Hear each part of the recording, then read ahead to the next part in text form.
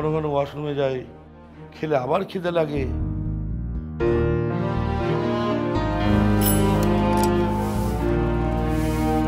এইটুকুতেই হাঁপিয়ে যাচ্ছিস? আজই ডাক্তারের কাছে যাবি।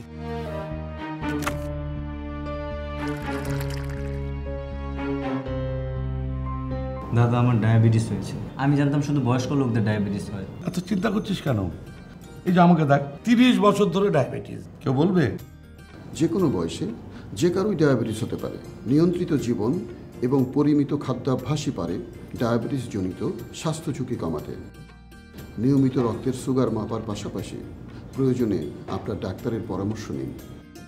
সুস্থ ও সচেতন নাগরিকের হাতেই আগামীর সমৃদ্ধ বাংলাদেশ।